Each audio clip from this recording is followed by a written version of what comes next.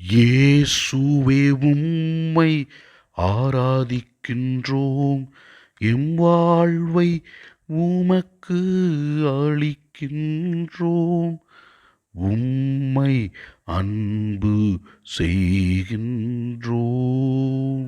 ஆண்டவரே, உமது நற்செய்தி வழியாக பல மக்களுக்கு நீர் ஆறுதலும் ஆசீரும் அற்புதங்களையும் செய்து கொண்டிருக்கிறீர். நீர் செய்கிற அனைத்து நன்மைகளுக்கும் நாங்கள் உமக்கு நன்றி கூறுகிறோம். இயேசுவே ஆண்டவரே, எங்களுக்காக நீர் வாழ்ந்தீர். நாங்கள் எவ்வாறு நற்செயல்களை செய்து வாழ வேண்டும் என்று நீர் அழைப்பு விடுக்கின்றீர். அந்த அழைப்பை ஏற்று நாங்கள் உமக்கு ஏற்றவர்களாக இருக்க எங்களுக்கு அருள்தாரும்.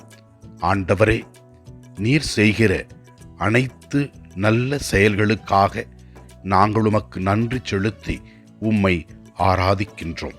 முதல் வாசகத்திலே நாம் பார்க்கிறோம், இயேசுவின் நற்செய்தியை கேட்ட பல மக்கள் இயேசுவில் நம்பிக்கை வைத்தார்கள் என்றும், அந்தியோக்கியாவில் முதன் முறையாக கிறிஸ்தவர்கள் என்று மக்கள் அழைக்கப்பட்டார்கள் என்றும், இயேசு கிறிஸ்துவை பின்பற்றுகிற இவர்கள் இயேசுவின் நற்செய்தியை ஏற்றுக்கொண்டு அவரோடு வாழ்ந்தார்கள் என்பதை பற்றி தெள்ளம் தெளிவாக நமக்கு விளக்கி காட்டுகின்றது.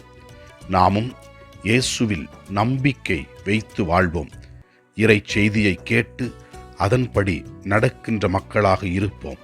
அப்பொழுது ஆண்டவர் நம்மை நிறைவாக ஆசீர்வதிப்பார்.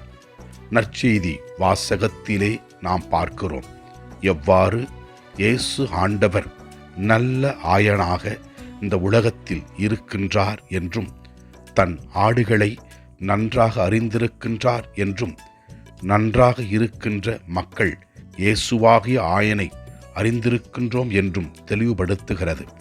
இயேசுவே ஆண்டவரே, நாங்கள் நீர் சொல்வதை கேட்டு நல்ல ஆடுகளாக வாழவும், உமது நற்செய்தியை எடுத்துச் செல்கிற நபர்களாகவும் இருக்க எங்களுக்கு அருள் தர வேண்டுமென்று ஜெபிக்கிறோம்.